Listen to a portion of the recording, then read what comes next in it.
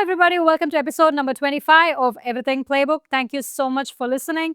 I hope you're having a wonderful springtime wherever you're listening from.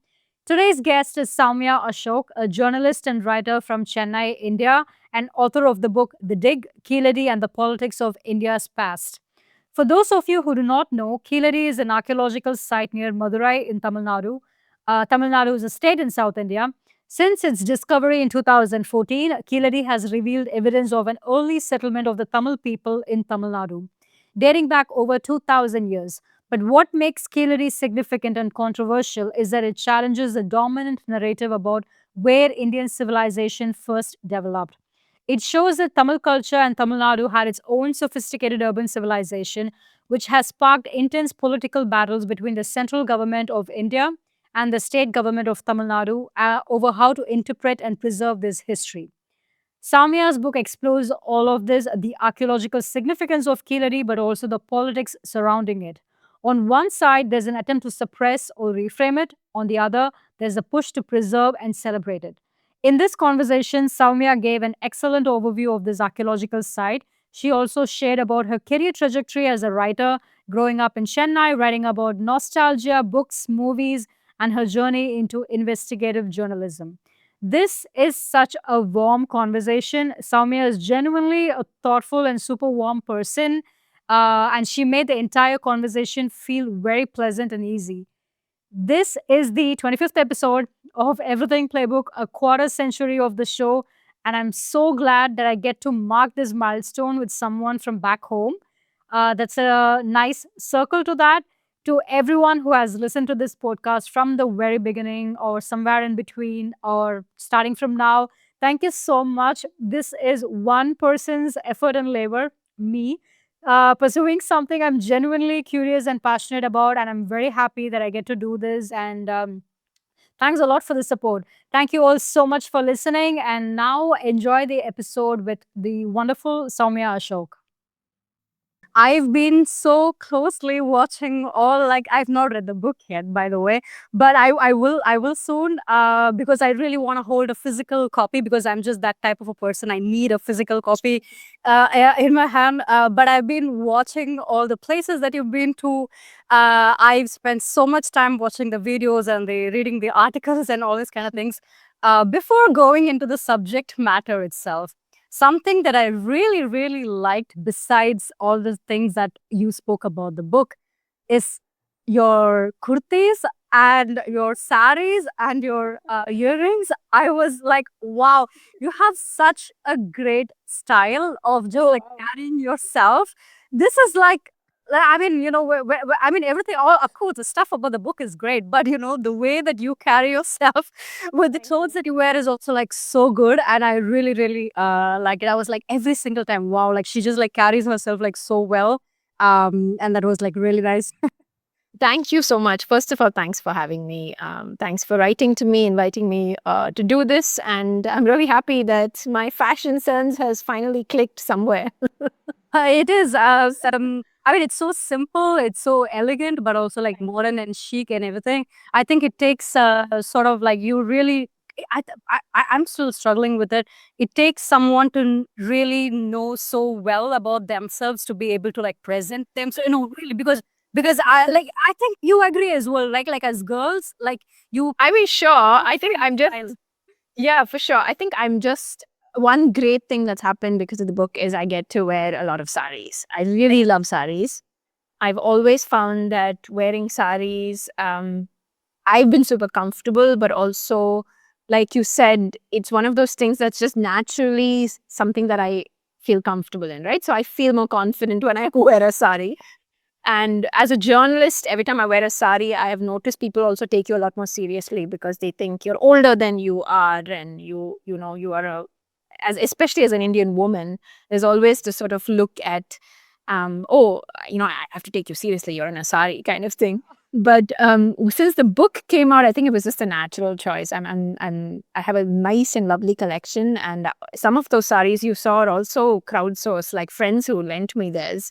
So a couple of saris I've worn which I've been complimented a lot for, or also friends who have said, hey, if you want it, just take it and give it back when you're done with your book tour. So it's been a generous few months on the sari front as well.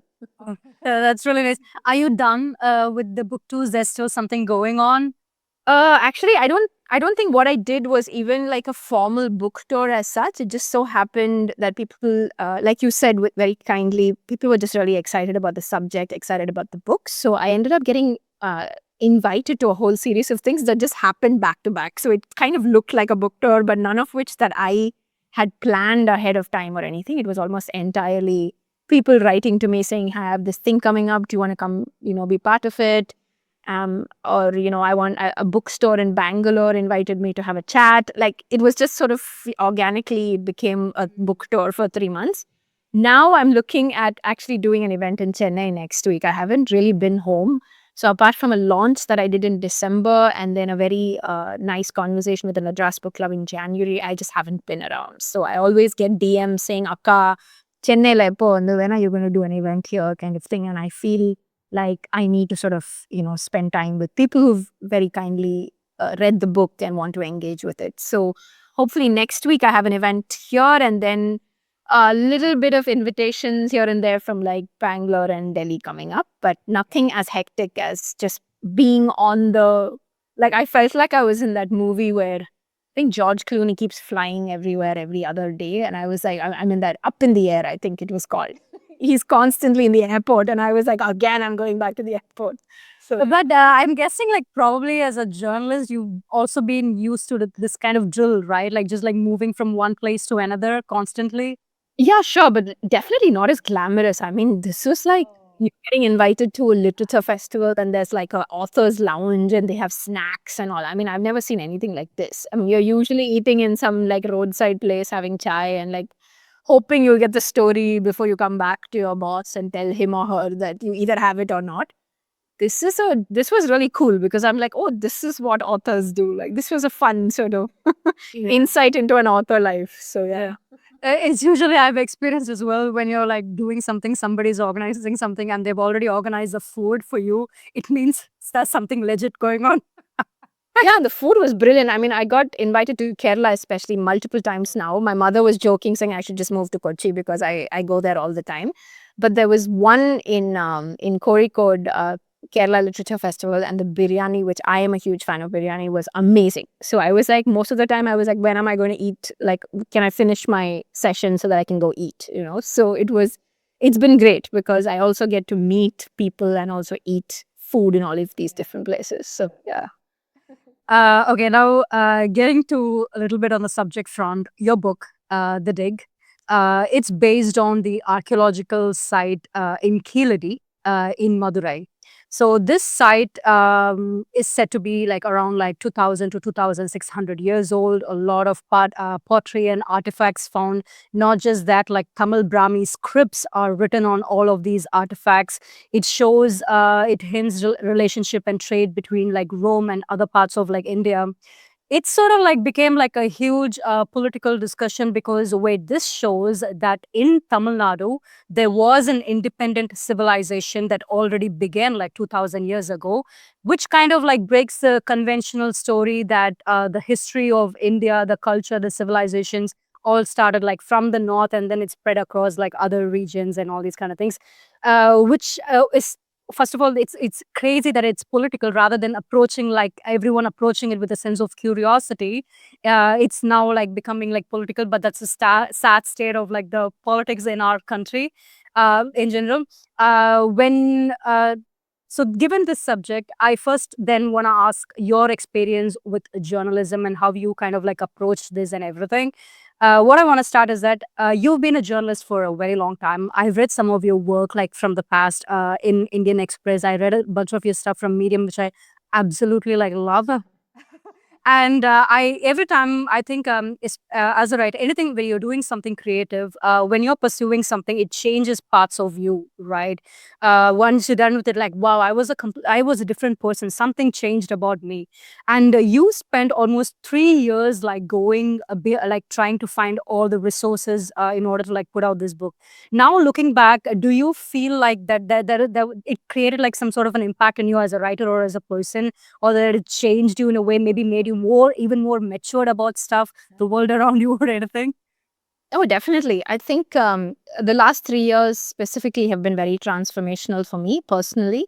Yeah. I think I always thought I had a book in me, but I never really understood what that meant, right? How much commitment that took, how much patience more than anything else, and how much dedication it took to actually show up to the same place every day and try and write. So I did most of my writing in the Anna Library, in the public library here in Kotirpuram in Chennai. It was fantastic. There's no Wi-Fi there, so you don't really have any distractions unless you hotspot, which a lot of people were doing, which is also something I got introduced to, just to see the hotspot politics, because people were constantly like, "I won't give you my hotspot, Poda," like, different sort of Wi-Fi names, which were just hilarious. But the point is that every morning I packed a bag, I went and sat in the same spot on the third floor, and I was just like, write something today. Like, that is this, your goal should just be put something down. And when you're working as a journalist, you're largely working in a 24-hour news cycle. Whatever you report in the morning ends up being written up by night, and it's in the next day's paper. That's been my experience. Suddenly the canvas is expanded. Suddenly there's a lot more words to tackle. There's a much bigger story to handle. So the initial days I was approaching the book as I would approach a newspaper article. I was doing, like packing it with multiple sort of quotes and not really having an opinion of anything. Even though I had read a bit, I was like, I shouldn't say anything. As a journalist, I should allow everyone else to talk and not have. It took a while as I read more, reported more, revisited places a lot more, to bring in what my editor often called a face the camera moment, right? Like where you sort of say, hey, hold on, I've done all of this, but let me take a minute to tell the reader what I think of all this. So how do we make sense of this? So that transformation happened from a regular, everyday reporter to a more, let's think of myself as a writer. So that transformation definitely happened. But more personally, I think it just taught me a lot of patience. I feel like one of the things is you really just need to be patient with yourself. You have good and bad writing days, and you can't get upset because it's a bad writing day. You just sort of have to write it off as today's been bad, let me start over the next morning. And that discipline, I think I went into this sort of zone of discipline, which I'd not really done before. Of course, now I am very, I'm very sort of dedicated to working out. Like I would show up to my gym every other day, but like that came also because I was able to write so systematically every day that I'm like, this is like any other routine, right? You just sort of get into a motion of doing the same thing. Um, and I think what other transformation for me was to be able to open myself up to constructive criticism. I think it's not very useful when you get upset when someone's pointing out something that you have sought out to ask for feedback, and then get upset that they give you good feedback. So I was very open to the idea of being, for lack of a better word, criticized, right? So to be saying this is not working, or this is working, or this should be in the book, this shouldn't be in the book. So I think I've always enjoyed being edited. I have loved working with editors. I've always enjoyed being edited over the course of my career. But this felt even more personal because this is really your baby, right? Like you're sitting with it 24/7. And then you suddenly emerge out of weeks of writing and you send it off to the editor to have a read at the whole chapter. And he replies to you with like, really honest feedback. And of course, you feel bad, but you're also like, I see your point. I see how you're trying to make this better for me. Yeah. So I think the transformation came from that, like that there are people who want the best for you as well. They're here to be dedicated in what they do. So you should take them seriously as well. So like a bit of open-mindedness, a bit of patience, definitely discipline, and also more confidence in myself. I feel like, as I think it could also just be a product of getting older. I'm 41 this year, but I think you've sort of you kind of come to your own that, oh, I'm capable of doing this. Like this is not. It seemed like a big task, but honestly, the day the book came out and I held it, I was just like, oh my God, like I made this thing. Like it was so much bigger than anything I'd ever done before. So it was pretty cool. Yeah, and also like being committed to for 3 years is such a huge thing, right? Because people we do something for like 6 months or 7 months at a stretch, and we're like, oh wow, I just dedicated 6 months into this. But imagine like being so dedicated, not just like mentally but physically, you traveling to places on foot, and you have to like talk to so many people, face a lot of backlash, and still be committed to it for like 3 years. I mean, imagine like the self discovery, the discovery that goes behind your own craft that you've been practicing for so long. That's I mean, just to like interrupt there, I think 2023 at the end of that year, I just looked through my Google photos and I had been somewhere new every month. And I thought, who gets to do that, right? Like, who gets to be so fortunate to not only do something that they love, but also on a regular daily basis, meet somebody new who teaches you something and who sort of challenges your worldview in a way that you can't even imagine if you're not there. So I felt like I was so fortunate that I met so many different people in so many different places and learned so many new things that I would not trade that experience. And for me, that is really why I became a journalist. I felt this sort of this thirst for learning about the world, sort of this curiosity that I felt. And I don't know, something about of course, I had these moments where I was watching my colleagues who I used to work with, come up with great stories every day in the newspapers or wherever they worked. And I felt like I'm kind of sitting alone somewhere writing a book and no one knows that I exist. So you also have those silly thoughts where you're like, I'm not really contributing to public discourse every day like I did before. And that who even knows if this will even become something at some point in the future. So you're kind of taking a bit of a gamble on this yourself. Yeah, but what an exciting career, right? Like if you look at it, like what an exciting career. At the same time, especially now, you were born and brought up in Chennai. So me as well. Like I think I like especially in with South Indian parents. I don't know how it is in the north, but if you go and tell parents like I want to become a writer or I want to become like a scientist or something, it's mostly like frowned upon because you either become like a lawyer or like a IT guy or an engineer or something like that. Because there was a time when I said to my father I wanted to become a writer, and my father cried. I'm like, oh my God, what are you going to do with your life? How was your thing? Like, how did it even happen? Like you deciding, okay, I want to become a journalist.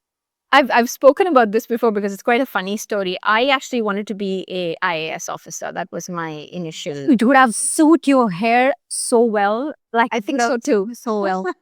But I mean, I was like, oh my God, I can change the world and I can be useful and all of that. And I tried studying very sincerely. In my opinion, it was sincere.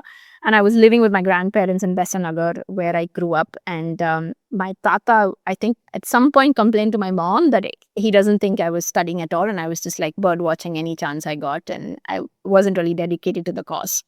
But the family saw an advertisement for the Asian College of Journalism in Chennai, and they were all like, "You do something like you have a blog or something.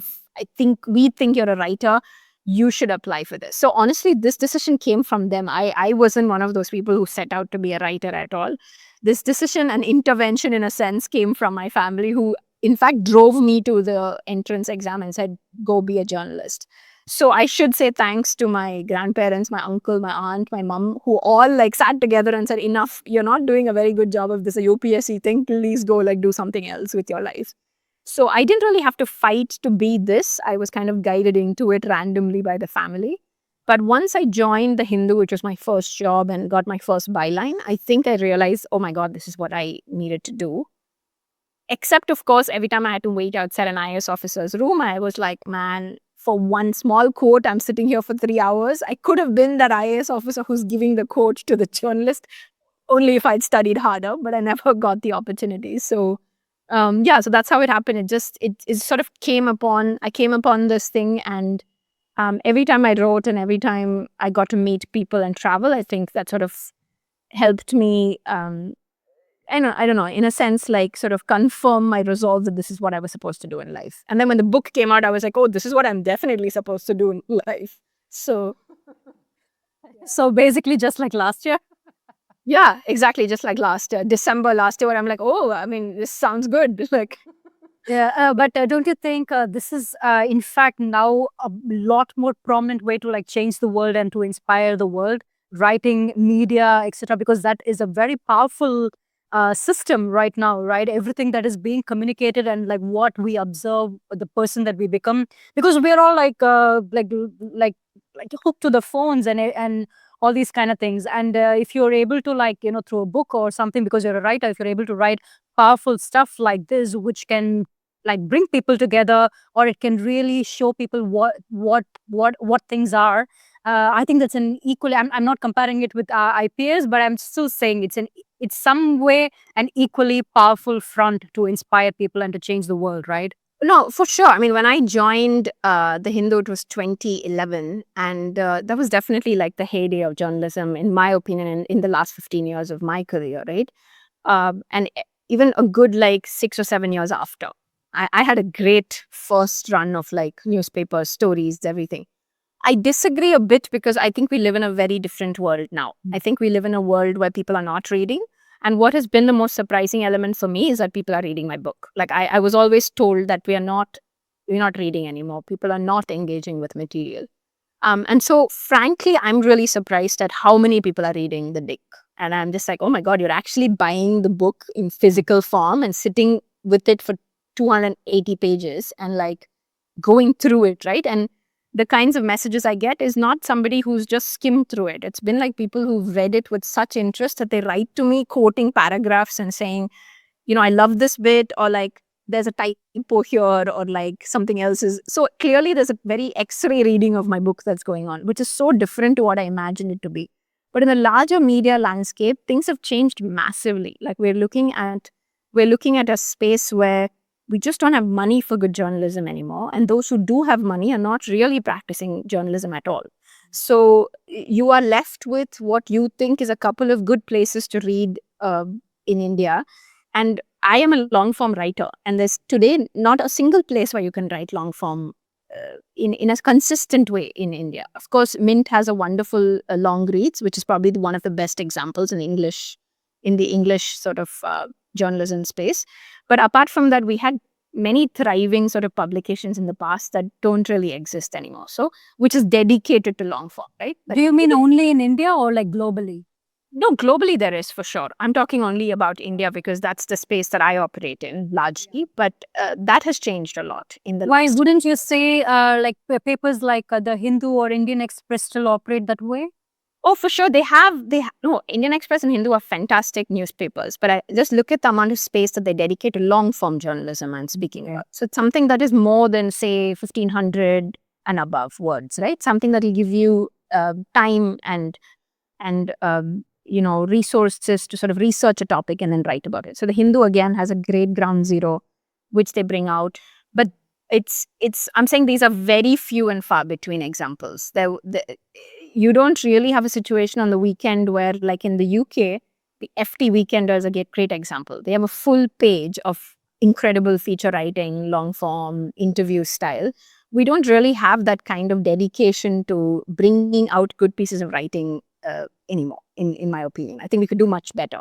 So, like, to me, a lot has changed because we're also running after different kinds of stories. We're running after, our priorities are changing now. So that's been my observation anyway. Yeah. I mean, the attention is also like constantly shifting to like bring people into like, okay, sit with 1,500 words, like sit with a certain subject. It's almost like a challenge right now, like the people's attention and all these kind of things.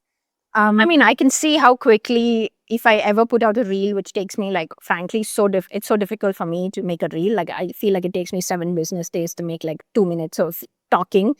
But every time I put out a reel, the reach is so much more than if I say to you, hey, look, here's a link to an article that I spent like 3 weeks working on. Nobody ever reads that. But if I say, let me just break this down into like 20 seconds and tell you the main highlights, I would get like hits, right? So to me, that's interesting. And also for somebody who's trained in print journalism, who's trained in writing, I'm facing a challenge of like I have to upskill now, and do I want to upskill? Right? Like, is it necessary now? Really, I think that you should not. Mainly, like you should not, because I think what you're saying is a problem with the attention span. Because there is this something called as like the 30-minute ick factor. The 30-minute ick factor is that you know how we are scrolling through Instagram reels and TikTok videos and everything, which is like only 15-second, 30-second long. And you keep scrolling and you think, oh, I'm just scrolling through 15-second videos. But by the time you put your phone down, like 30 minutes, 40 minutes is like gone. But it created an illusion that you've been scrolling just for like a few seconds.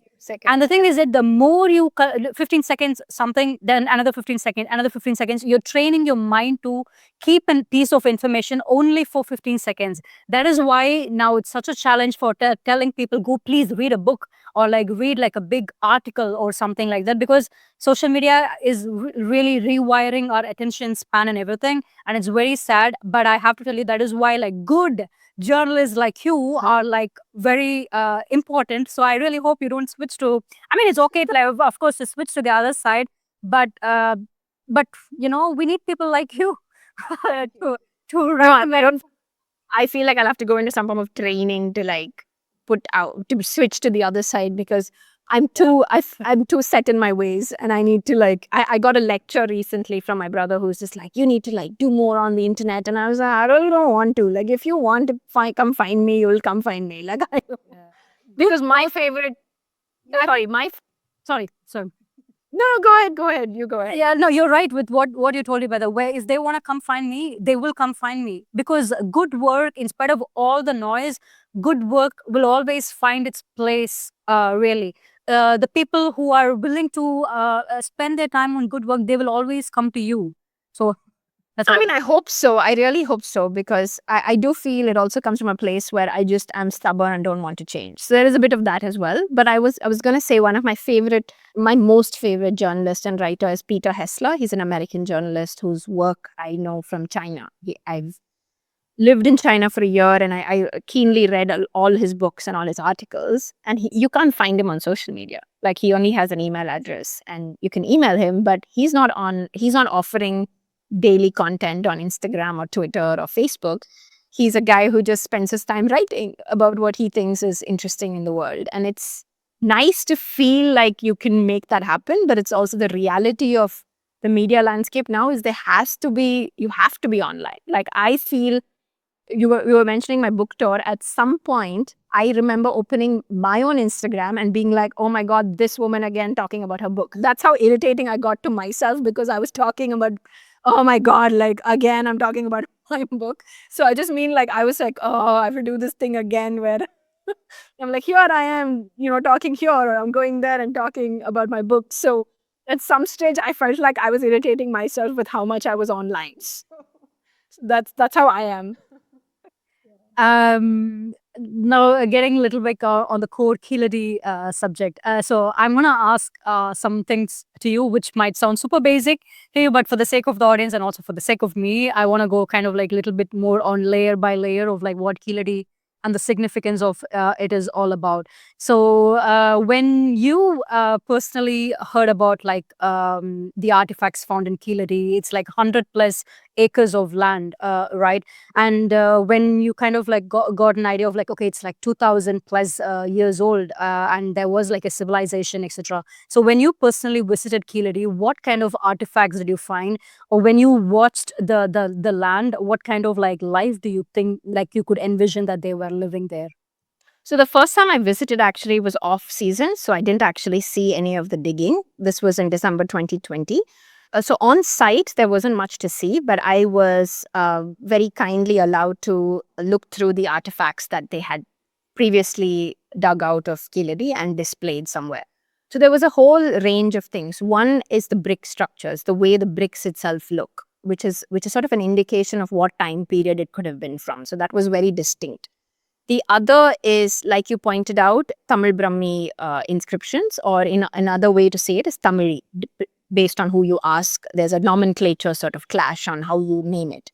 There was a lot of potsherds with names written on them. So one of the theories that archaeologists had was, were people buying the pots and then scratching their names on it, which sort of indicated a certain literate sort of society there, right? So you're showing ownership, you're showing that I can write, and these were names of commoners. It wasn't names of kings, but it was names of commoners.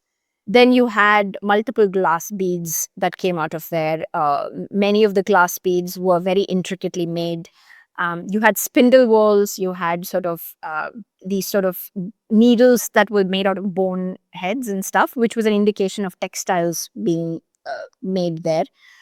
In the latest season, they found several dyeing vats where for dyes that one could put on these clothes, right? So the theory that it could have been a textile industry has grown more and more stronger over the last 10 years of excavations. And then you had iron slags that came out of there, which indicated that people were using iron in these parts. There was also coins that were retrieved from there. There were black and red web pottery that came out of there.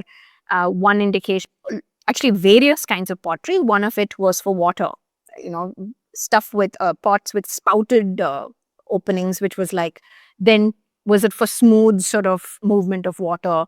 Then you found ring wells there, which was a way from when you brought water from the Vaigai to like sort of purify it and then use it more locally.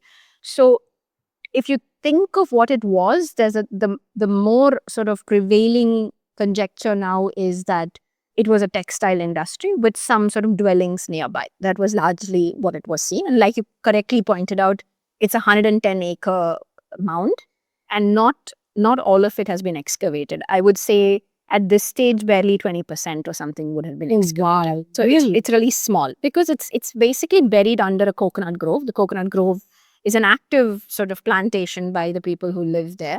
So it's not easy to acquire land to sort of, look below the grove. But what the previous Tamil Nadu government did was to purchase some of this land. And now if you go to Keeladi, you can see the expanse of that early excavation.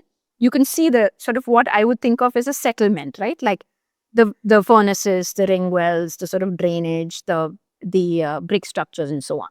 And it's really beautiful. It's very stunning to see that sort of view. And right from there, 2 kilometers away, is this museum where you can see the entire plethora of artifacts that were brought out of this site. So at this stage, what we know of Keeladi is it's kind of an early historic site. An early historic site is when people settled down. They were practicing some form of agriculture, animal husbandry. They were, in this particular case, they had an industry that was going at that point. They were likely making things that were then sent to export and then sent to these ports for export abroad, likely to Rome and other places. There were conversations between those who lived here and foreigners. So there were, examples of that through either potsherds or coins and so on. People were using iron. People were using post holes. So also post holes is when archaeologists figure out that there were sort of these posts that were put into the ground as like extra rainwater, protection. So it kind of is like how would you put up any kind of roof, right? So to show that this was likely dwellings and so on. So this was the larger, landscape that was Keeladi, and the dating of it is something that has been under a lot of controversy as to how old this goes back to. So one thing that was said about this site is that it was corresponding with what we popularly know as the Sangam literature. So these idea that all of this poetry was written at a certain time period in the Tamil region, and here is proof that those poems were actually in fact true because we have tangible proof of that in physical form, right? So Keeladi offered a lot of proof of what was being sung about in the poems. Now, that is roughly about 300 BC to 300 CE. That's the sort of range of what the poetry is largely dated based on various other things that we can go into later. But with the writing, which I mentioned earlier, with these inscriptions on these pots, the Tamil Nadu government, when they excavated subsequently after the Archaeological Survey of India did, found potsherds that dated back to 600 BC. So then the theory was, did we go back in time? And with the 600 BCE time period, is it then earlier than what we understand writing to be in India itself, in the subcontinent, right? So we understand writing to be something that Ashoka sort of came about with his Brahmi script when he wrote his edicts, and his pillars and so on his pillars. But are we looking at a time in South India where that writing was much earlier than what we knew of in North India? So that was then why also Keeladi became really exciting for many people. The lead archaeologist from the ASI goes a step further and he dates it even further back to 800 BC, saying there's likely, settlements and people here much earlier as well. So that was what was the controversy that, now it's still under review as to what is the time period of Keeladi. How far back does it go? And how are they determining these time periods? Is it like using like carbon dating of the materials found in that area? Yes. So the 600 BC time period comes out of a carbon dating sample. The 800 BC is more on stratigraphy. So one other way to look at it is the layers of mud. And that's a way that archaeologists looked at various settlements in the past and seeing which came before which. And so that is under dispute because there is no carbon, like a radiocarbon date for the 800 BC time period, which is also why it cannot be taken. The pushback is that it cannot be taken seriously because there is no carbon date for it. And so that was where if you've been following the news most of last year, that was been the conflict between the lead archaeologist and the ASI.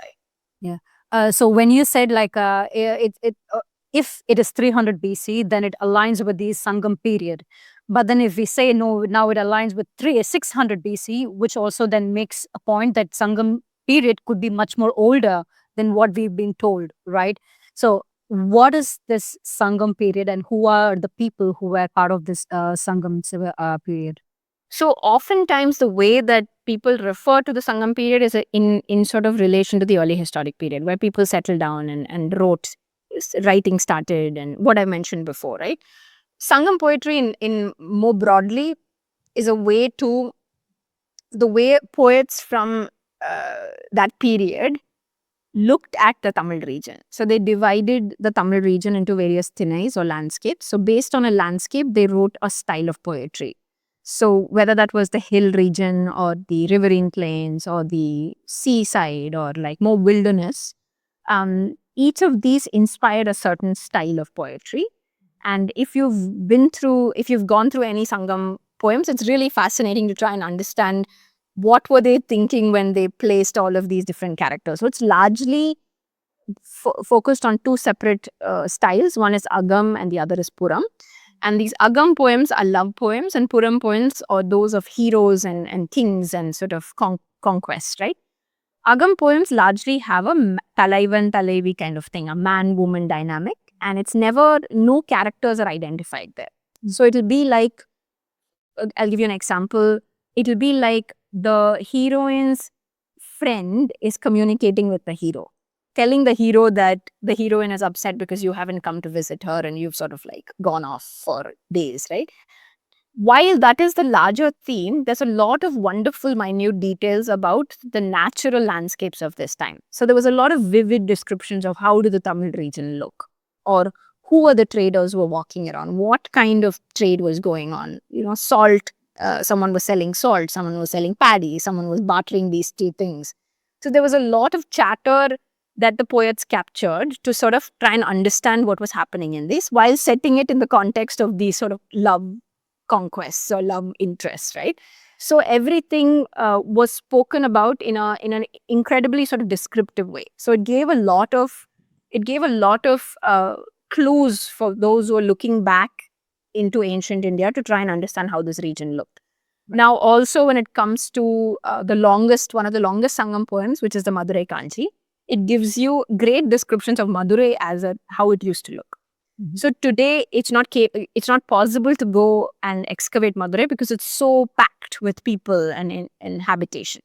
But if you did want to get a sense of at least partly sort of like a factual understanding of how Madurai once looked, go through these poems and you get a sense of like, the moats and the walls and how the Vaigai looked around it and so on. So in many ways, these poems gave archaeologists clues as to where to go and look for things.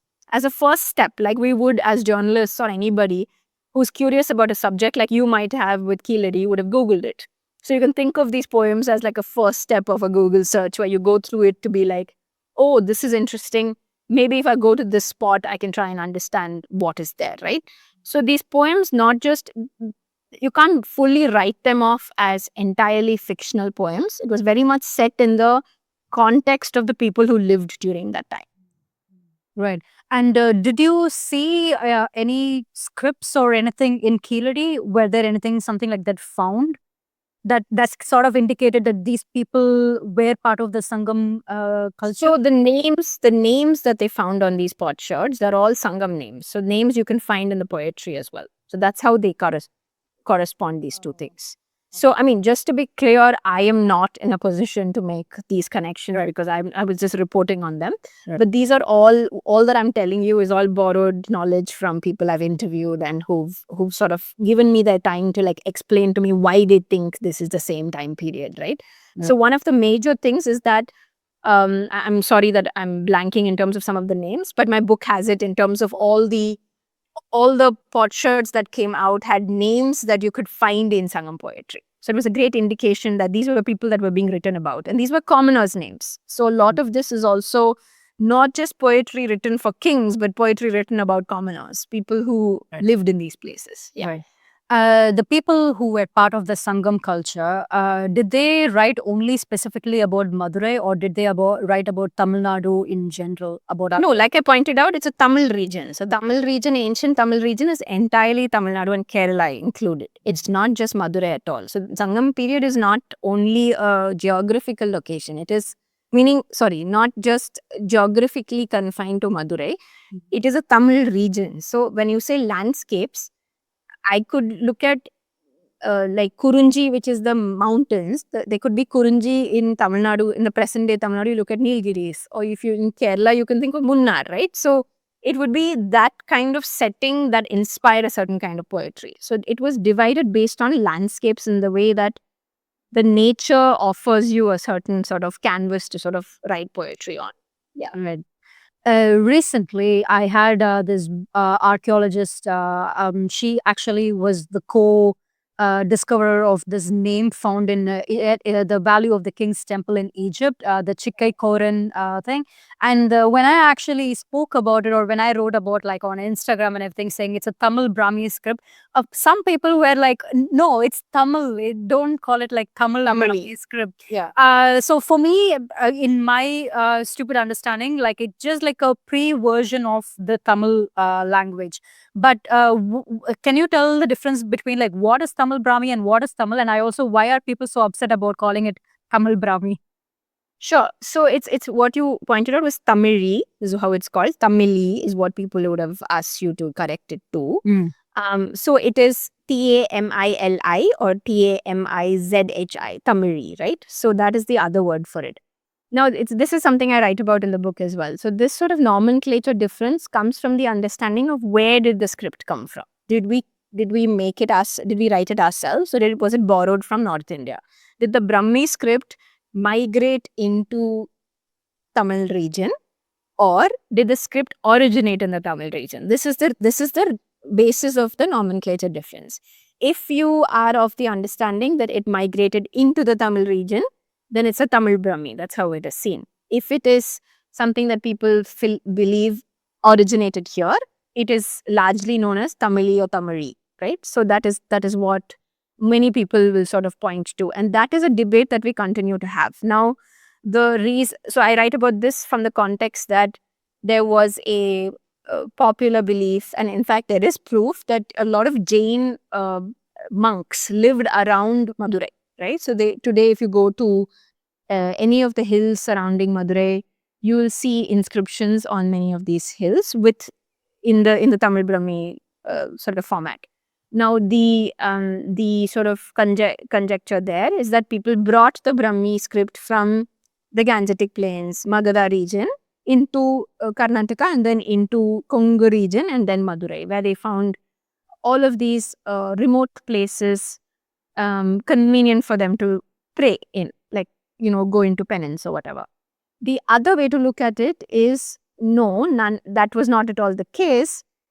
what we see today is a continuation of the graffiti that people found in megalithic pottery. So megalithic, you have a lot of sites in Tamil Nadu which are, like a megalithic burial ground, like Adichanallur. If you go further south in Tamil Nadu, in Tirunelveli district, Thoothukudi district, you will find a entire sort of Iron Age site where they found a lot of graffiti on potsherds. And there's another theory that graffiti was an early form of what we see as the script. And from that graffiti came the Tamili script. So it is really a point of view, and it's something that's still unresolved after many years.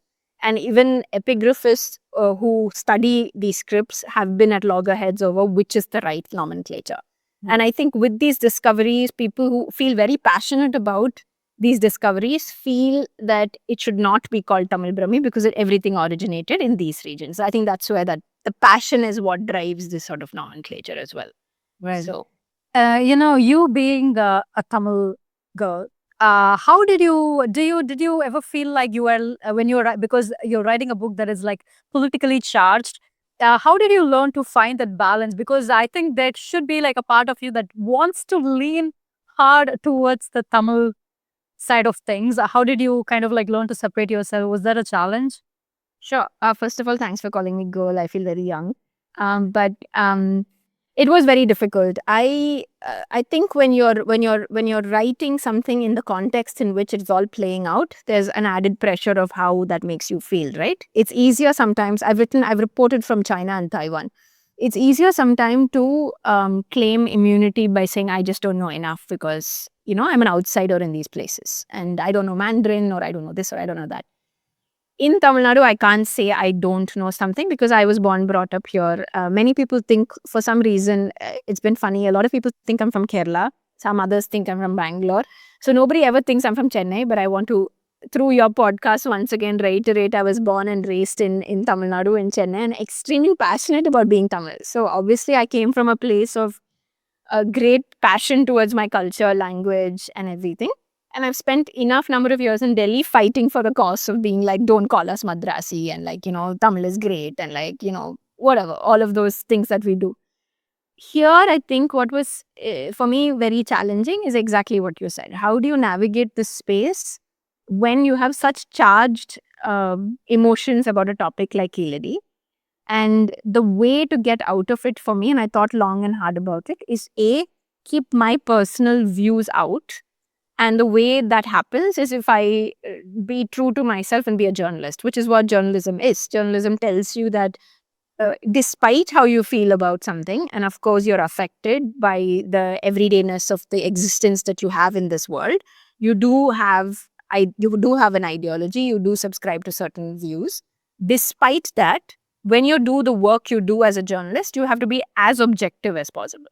A lot of people say there's no neutrality in journalism, or you can't really be objective, but you can try. And I think I teach at the Asian College of Journalism. I've been teaching there for a few years now, and that's one of the main things I tell my students, that it doesn't matter what your ideology is, that it doesn't matter how passionate you feel about something. When you come to do your job, you try to do it the best you can. You're trying to speak to as many people as you can to get the real picture of what it is. So the way I approach the book is to say, let me try and be a journalist about it, right? And that way, I wasn't so worried about no one can find fault with me.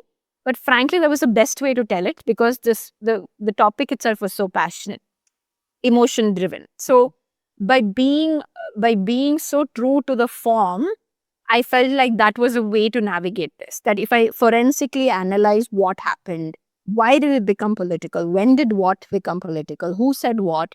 Just follow the chronology of that. It would lead me to the answer of what I'm looking for. So I think that's where I navigated it. And in a way, that's where also I feel a lot of people are not being like gotcha at me now because they're like, she's done kind of like a journalistic job. We can't like find fault with her, right? Like a lot of people are also like, oh man, like this is actually a fair book, it's not. And I think I let you get to the book when you can, but I leave my feelings till the very end of the book because I don't tell you, you do come to know, I have written it from my perspective. I am traveling to these places. You do come to know of my love for Tamil pop culture, for instance. I love Vadivel. You do come to know of my love for mutton because I love eating mutton, and especially in Madurai. So there are things you find about me along the way. But how I truly feel about this is not something I reveal till like literally the last pages because I don't think it's useful. I don't think that's what I set out to do. If I wanted to do that, I could have written a Medium post and just like been done with it, right? So to me, I think I was also a bit irritated that journalism gets such a bad name in India. A lot of people say, journalists are biased, or it's very easy to accuse the person who's bringing you the information. And to me, I felt like this was one of those books that I just want to do my best as a journalist, and then you can decide what you want of this topic. So it really is. Despite that, I think people feel like I haven't taken a tough enough stance on this or that, but that's their opinion of my work. Like, I can't help it. In my opinion, I would say I've been so like committed to this sort of being a journalist that now I feel like it got into the way of the structure of the book itself. I wish like I would have written it a bit differently or better, right? So it's my like for me this was the radar that I needed to be true to the profession that I set out to sort of be, I guess. So yeah. When you said that journalists in India have like a bad repo, do you think maybe because a lot of when we you are more like an independent journalist, so maybe you got the freedom to really express your thoughts and ideas and put it in a place and everything. But when we're talking about like mainstream journalists, I think that is where we have like a lot of problem because I think it's based mostly mainstream media is owned by the government that's running the country, right? If it's like DMK, then DMK runs like certain mainstream media, and if it's the central government, then BJP runs like certain things. I think that is what kind of like breaks the trust we have with the journalists, I think. No, for sure. And I think that's largely because of how different it has become, right? We've become dependent a lot more because money is running out to do good journalism. Like people are not subscribing to news. How often do you feel someone is actually taking an interest to say, let me subscribe to something and pay for it, and with the assurance that I will be given the right information? People are just not aware of it. And it's not just young people. I think it's very easy to say Gen Zs don't read. People my age group have these questions. And they often ask me, which would you say is a reliable website to sort of read news on or channel to look at, right?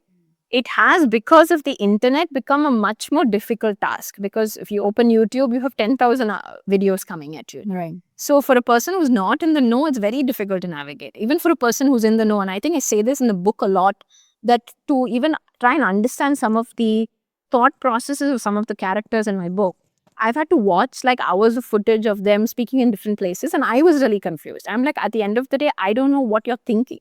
So if I'm feeling that kind of, cognitive dissonance in a sense, clearly a person who doesn't really have that kind of training as to what is the right kind of information, it's only fair that they think a certain way about journalists. So I understand that, but as much as one can, I think to educate yourself through the good means that you have, like, is important. I think it's very important to like read every day and like understand what's happening in your backyard. So and the people, based on whatever has been like discovered in Keeladi and your understanding of Sangam literature, do you have any idea of like, was there any indication from the site that they were like religious? Were they into worshipping? Were they into certain rituals? Are there any clues to that?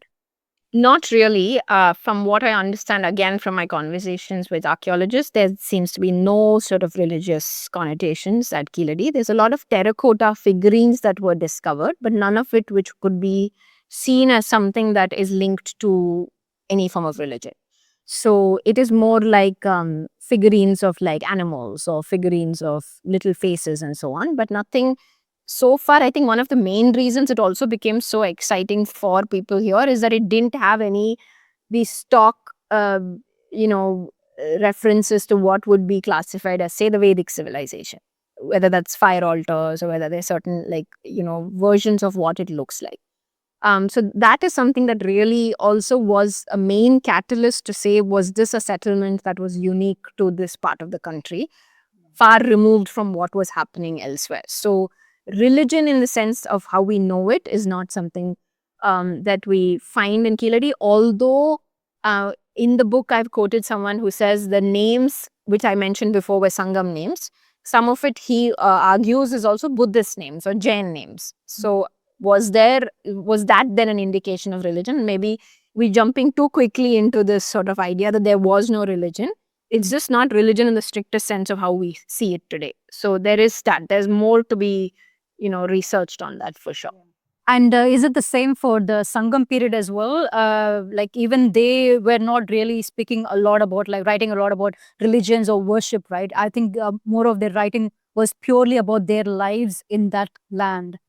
Yeah, it's a lot more nature writing, a lot more sort of everyday life. It is largely seen as a secular poetry till much later when the Vedic people moved to this part, and there's a lot of influences that you'll see of the Puranas or the epics and so on. So that in the post-Sangam phase, you can see a lot of those references. But in the strictest sense of what you look at Sangam poetry, it's way more secular. It's about people, it's about trade, it's about nature, a lot of nature. Yeah. Okay, so if I'm not wrong, like the Chola kingdom, Pandya kingdom, they all followed up after the Sangam period, right? They all come after the Sangam period. So they built like no, I mean you still have Sangam Cholas, Sangam time Pandyas and so on. They were much smaller chieftains at that point. So you didn't see them in the way that you'll see them in the medieval period. But there were very much the presence of all of these people in a different sort of name. Like there were chieftains and there were sort of warlords and so on. But the Chola kingdom and the Pandya kingdom, they were more into like all the temples that we have in Tamil Nadu. They were into rituals and prayers and all these kind of things. So would you say it is because of like the Vedic influence? For sure, but the Pandyas is different because the Pandyas very much existed in Madurai. For them, Madurai was a capital city and they were great patrons of Sangam poetry as well. So when I mentioned before that these Jain monks stayed in these sort of hillocks around Madurai, you will see the names of some of the Pandya kings there, Nedincherian for instance. So they were very much part of the Sangam period as well. So the Pandyas actually stretch a long way back and they've contributed to the development of these regions in a much more profound way. The only problem is we don't read about them enough in the school textbooks because they're not as grand as the Cholas. The Cholas are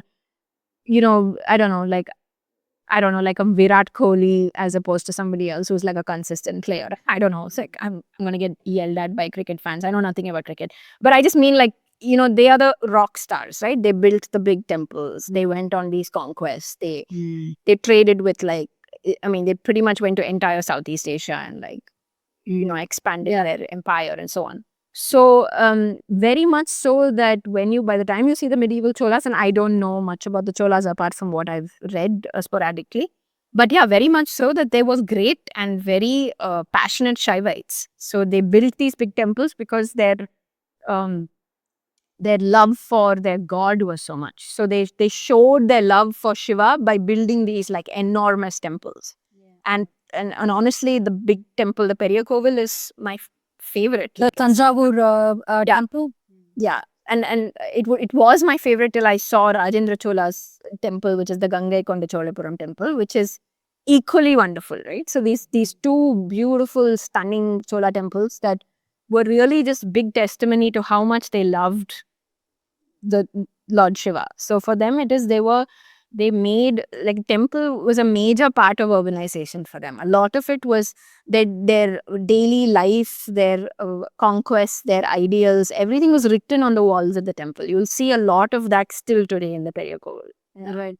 The temples are amazing. Like when I was a kid, my parents had to drag me to go to the temples. I was so stupid and like arrogant. I was like, I don't want to go. But this time when I went to Chennai like last year, that was literally my number one priority. Right. I want, because now I have like the common sense to appreciate like what they've built. And also for me personally, when you see all the temple architecture and the intricate designs, I can't wrap up my mind that is like hammer and chisel. I think there is something like, again, it should be older than what we are told, and it's definitely not hammer and chisel. The Hosiala temple in Karnataka, like I don't know. It's not possible, right? I think there's a lot of things about India in general. I think like the temples that we see all over, they should all be older than what we are told. Plus, they should have used some sort of a machinery besides his hammer and chisel. It's impossible. Give a hammer and chisel to someone today and ask them to build such a temple. I love the Egyptian civilization, the fourth dynasty. Like, I mean, it's amazing. Like whoever built it, aliens or humans or something. But even then, you can still somehow convince me. But the designs that goes into temples in India, it's just unbelievable. Did you go to like the Meenakshi temple in Madurai? Yeah, several times. Yeah. Oh, really? Yeah, I've never been there. I've also not been to the Tanjavur temple, but hopefully, like next time. Oh, you should definitely. Meenakshi temple is beautiful, and I mean, it's one of the most popular temples in Tamil Nadu, right? So she's seen as an incredible goddess. Like, she's the person who rules those lands, right? She's seen as the. It's kind of, I mean, the beautiful story, because it's a woman and she's the one who's like the conqueror kind of thing. But there are people who come from the entire country and abroad as well. But to me, the streets around Meenakshi Koval is one of the most vibrant ones, because it's really like a microcosm of India. Like, you will hear every tongue, you'll see every kind of person there. So she's that powerful that she brings like everyone into her to see her. And it's a stunning temple as well. And it has 4 entrances. And someone pointed out it actually has more than 4 entrances. But I've seen every side has a gopuram to get in. To an interest to get in. So it's really stunning, and you must go next time you're in town. Do you visit temples in Chennai? Not very often. I mean, I go now more of an academic architecture curiosity than I was, like when you were saying when I was a kid, I was dragged to many places. Now I go willingly, but not from a religious point of view. I don't think I'm at all religious, but I do really love the sort of calmness that these temples bring, and I really enjoy the architecture. I love the stories of many of the kings who built these temples. Yeah. So one of my favorite, for instance, is Chidambaram. Chidambaram temple, like I think all 4 sides, there was a guide who took us around last time, and every entrance is different because a new king built it. So they bring their version of it, and it's really stunning because Is it the Nataraja temple? Yeah.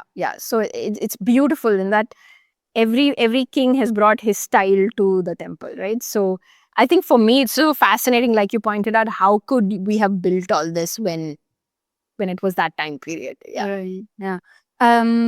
So moving a little bit to the Indus Valley civilization, which is such a black box. I mean, we are not able to still decipher like what is actually written, what the language is, or anything, and like to which it is like connected. But I think one of the things that we commonly see in the mainstream media is that it was part of like the Vedic. It was probably like the Vedic period. For me personally, I really don't care about the Aryan migration stuff, because at the end of the day, we are all part of one country. We should all like celebrate each other. India as a land is so diverse. It's the birthplace of so many cultures and so many traditions. We are supposed to like encourage each other, and we are supposed to show curiosity towards each other, not drag each other down in the name of politics and power and all these kind of things. But it's a sad state of thing. But I've seen so many videos like Ranveer Abdal Ali Allahabad, yeah. Allahabad, yeah, sorry. Like a lot of people come and say that, it's definitely like the Vedic period who were part of the Indus Valley civilization. But there is actually nothing concrete, that they don't speak with any concrete evidence or proof or something. But at the same time, I also don't see a lot of people who are shouting that it was the Tamil people who were part of the Indus Valley civilization. I don't see a lot of concrete proof about that as well. But some things that I did notice, I think there are like some, like the fish symbol, the sign. There is a match between what is found in Keeladi and what is found in Indus Valley civilization. And there are some things that kind of like matches with in your observation, like what have you understood about that? So I have been a fan of the Indus Valley civilization since I was in school. Like many people, I read about it when I was in 8th or 9th standard, and it was largely a photograph of the Great Bath from Mohenjo-daro, which I was always fascinated by. So to me, it came from a place of fascination of what is essentially the first urban planners, the first urbanists of the subcontinent, right? So there was the black box comes from the fact that we don't know about their script. We haven't been able to crack the Indus signs. We're not able to figure out what did they leave behind, who are these people, where did they come from, kind of thing. And so it's easy in that context then link them with whoever we want them to be, because it's not like there are any Harappans around to tell us, hey boss, that's wrong, don't talk to me about that, because this is what I really am. So the fact that we don't have like a understanding of the script allows for a certain how to say, like, opening to say this belongs to me or that belongs to me. So both the Vedic civilization um, enthusiasts and so do the Tamil enthusiasts, both have equal claim on what is essentially a very significant part of our origin story. Yeah. It is today, if you do a DNA test, all of us carry some form of Harappan in us. It is science, like it tells you that very clearly. But what happened is, because we lost these sites due to partition, we've had to go in search of it on our side of the border, and there have been a lot of work in the initial years post independence on trying to find Indus sites in this side of the Indian northwestern side. The Rakigiri. Yeah. So there's not just that, multiple other hundreds of sites that have come up as Harappan sites, right? Which you can find parallels to what you see in Pakistan.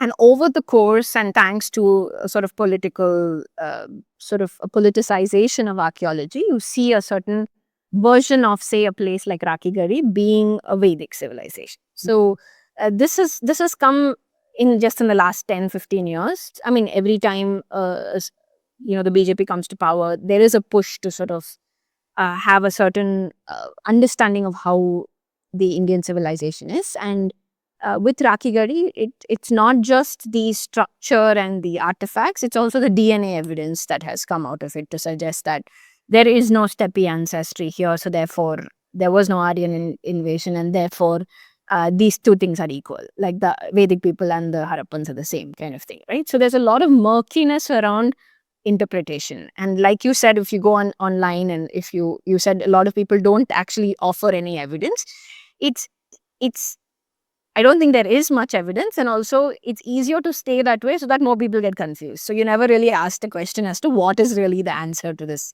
because nobody really knows. Harappans literally haven't left anything written in English for you to figure out about them. What I did is I wanted to see, of course, who wouldn't want to visit Mohenjo-daro and Harappa. I went to Mohenjo-daro via video call. So I got in touch with a guide who shows people around Mohenjo-daro, and I was like, hey, can you walk me around Mohenjo-daro, right? So it was really cool to see something that I would not have access to otherwise. But from that, I sort of wrote about Rakigari and what was discovered and how incredible the site is. It's a stunning mature Harappan site. And how over the course of the last like 10-15 years, how the interpretation has changed about it, from a purely Harappan site to one that could be seen as a Vedic site, right? So I approached it from that point of view to figure out how this sort of how this sort of agenda to shift it has happened. And one of the ways is the interpretation of the ancient DNA sample that was brought out, and the politics around trying to interpret it. So there's been huge politics, huge pushback. Similarly, when you look at South India, there's always been a theory that when the Indus Valley civilization declined, people moved south. So one theory was always that they moved to the Gangetic plains, and that gave birth to the Vedic civilization. And then, like you said, the common understanding was from the north, people moved south, right? But this was the other theory that no, when the civilization declined, people moved to the south. And here's proof of that. And one of the proof that has recently come out is iron smelting. So Tamil Nadu has, in January 2025, the Tamil Nadu government announced that it has the oldest ironade site in Shivagalai in Thoothukudi district again. And the fact that you found iron there in a smelted and sort of as iron weapons suggests that people may have moved from the Indus Valley down to southern Tamil Nadu to find, to settle down there and found iron instead of copper to smelt. And that's what so one of the theories is that did they come by boat? did they take the sea route, and which is why you don't see any archaeological evidence on land. So this is really, like you said, it's really complicated. It's stuff that needs to be studied more. It's something that I don't know whether it will be studied, because it depends on the motivations on what will come of that study. But there is a definite sort of argument against, there is people in the north and the west of India, archaeologists have spoken to, who say, no, that theory is not possible. There's no archaeological evidence to suggest that people moved south. What there is evidence of is something like Keeladi being proof of a second urbanization. That what we see in the Gangetic Plain is the second urbanization. So the Harappans were the first urbanization that happened, the Indus Valley civilization, and then the Gangetic Plain was the second urbanization. Keeladi shows that there was a unique second urbanization that happened in South India as well. So that much everyone is agreeing to. But who the Harappans were is a question that continues to sort of be if you can think of a tug of war, it's sort of like a jerk back and forth, right? I have new evidence to suggest they were mine, and then somebody else goes, no, but I have evidence to suggest they were mine. So that is something that has been one of the long-standing questions as to who they were. Yeah, it's such a crazy thing. What a fascinating subject, right? The Indus Valley civilization. First of all, the fact that a majority of it actually went to Pakistan is now on the Pakistan side of thing, which means we really can't probably do that much of like archaeology there. But the fact that like we should approach this with an open mind, because at the end of the day, it's a shared cultural history, right? It would be super fascinating to understand that. Recently, I had Dr. Thangarajan. He actually is a geneticist, and he recently even won a Padma Shri award for his work, because he figured out like about 70,000 years ago, the first people out of Africa, they moved south. They took the southern coastal route, and then they moved to Andaman and Nicobar Islands, and then they spread across like Australia and to like other regions like to the north and all these kind of things. So the people who are right now in the Andaman and Nicobar Islands, the four tribal group, they are still like the purest early version of like the humans who first like moved out of America. All of us, the rest of us, we're all mixed. Yeah. We're all mixed from like, that's why we have like different skin tones and all these kind of things. In Rakigiri, they found a skeleton, and when he did a genetic test of that skeleton, he found two sets of DNA. One is actually from the Andaman DNA, and the other one is the Iranian hunter-gatherer DNA. So both of them. So which means from the south, they did like move there, right, to Rakigiri.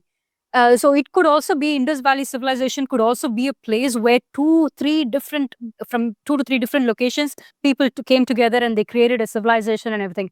But this whole India is too complex to see, yeah, this is it. It's just A. It's just B. It's just T. It's too complicated to point out India like that. We've never been like that. And also, I think early humans have not been like, it's only us today with all these borders and all these kind of things.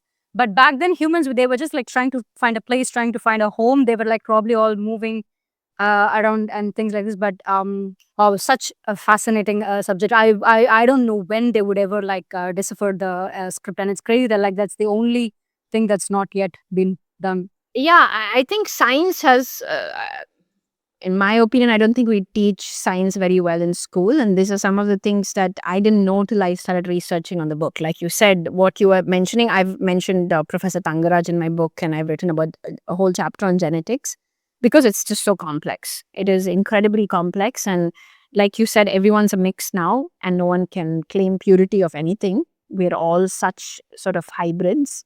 But the fact that we don't know that or don't think it's necessary to highlight is quite worrying, right?